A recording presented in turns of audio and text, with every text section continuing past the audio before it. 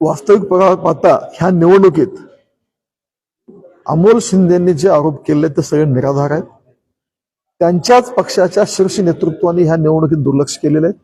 त्यांच्या आणि त्यांच्याशी ज्यांच्याशी युती आहे या दोन्ही पक्षाच्या प्रमुख नेत्यांनी ह्या निवडणुकीत गैरहजेरी नोंदवली.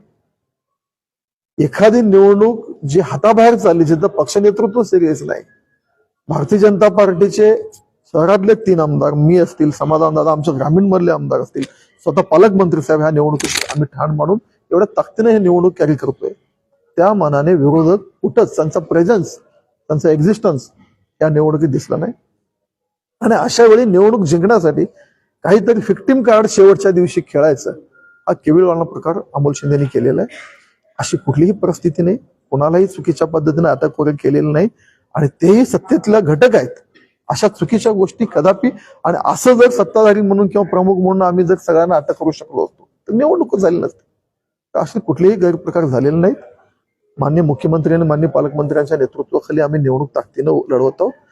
चुकीचे आरोप करून केवळ एक फिक्टिम कार्ड शेवटच्या दिवशी कसा खेळता येईल त्याचा उपयोग कसा मतदानात घेता येईल एनकॅश करता येईल त्यासाठी खेळत. पण निश्चित भारतीय जनता पार्टी निवडणुकीची देवेंद्र कोटेवर त्यांनी गंभीर आरोप केले. त्यांचं असं म्हणणं आहे की पैसे वाटत होते देवेंद्र दादा आणि त्यांचे फोटो देखील आम्ही प्रशासनाला दिले होते मात्र प्रशासनाने कारवाई केली. देवेंद्र कोटे आमच्या शहरातला प्रमुख चेहरा आहे, आमचा आमदार आहेत. असे कुठलेही त्यांचे फोटो व्हिडिओ पैसे वाटप करताना कुठेही व्हायरल झाले नाहीत. गाठी भेटी करताना संवाद आणि त्यांचेही कार्यकर्ते रात्रभर पहाटेपर्यंत फिरतात. ह्याचा अर्थ का पैसे वाटप करायला लागले. आम्ही कोणाला भेटायला गेलो तरी पैसे पालकमंत्री महोदय असतील, मी असतील, आमचे सगळे आमदार महोदय असतील हे निवडणुकीसाठी दिवसभर प्रचार आणि दुपारी संध्याकाळी रात्री 10-11 वाजता कार्यकर्त्यांच्या गाठी भेटी घेऊन फिरत आहोत. ह्याचा अर्थ असा नाही की पैसे वाटतो. ह्यात काहीही अर्थ नाही. हे आमचे जातीचे नेतृत्व संपवावं लागले. आता मला अमोल शिंदेना आवर्जून सांगायचंय की तुम्ही म्हणजे समाज नाही आहे. तुम्ही ज्या ज्या समाजाचा उल्लेख केला त्या समाजाचे सामाजिक नेतृत्व वेगळं आणि राजकीय नेतृत्व वेगळं आणि राजकीय नेतृत्व ज्यावेळी होतो त्यावेळी त्यांच्या जातीचा काही विषय नसतो. तुम्ही ज्या ज्या नेत्यांची ओळख त्यांच्या जातीच्या नावाने करून द्यायला लागलेत. कुठंतरी जातीच्या नावाने विक्टिम कार्ड खेळण्याचा प्रयत्न करायला लागलात. हे चुकीचं आहे. आम्ही सगळ्या जातींना प्रतिनिधित्व दिलंय. सगळ्यांना घेऊन जाणारा ही निवडणूक करतोय आणि निवडणूक मोठ्या ताकदीनं लढवतोय आणि जिंकतोय. आणि हाच शेवटचा एक खेळी एक निवडणूक जिंकण्यासाठी काय करता येईल काय केविलवाणा प्रयत्न आहे. यात काय तथ्य नाही. त्यांनी काल पालकमंत्र्यांवरती पण आरोप केलेले आहेत की सर्वसामान्य कार्यकर्त्यांनी 4-5 जण जमले तर 10च्या आत हाकललं जात आहे. परंतु पालकमंत्री रात्री 12 वाजता 1 वाजता 25-30 कार्यकर्ते घेऊन बसतात. ते बघा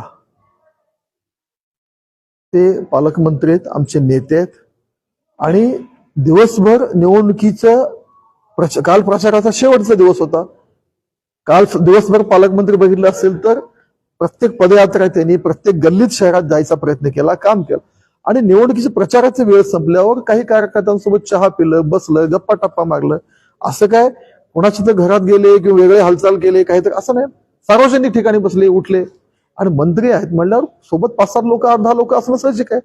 पण त्याच्यामध्ये कॅमेरा चालू होते, लाईव्ह कॅमेरा चालू होते, व्हिडिओ चालू, एक तरी चुकीची गोष्ट. उलट पालकमंत्री सारखे नेते यापूर्वी कुणीही एवढ्या मायन्यूट लेवलला जाऊन निवडणुकीच्या प्लॅनिंग मध्ये सहभाग नाही घेतला.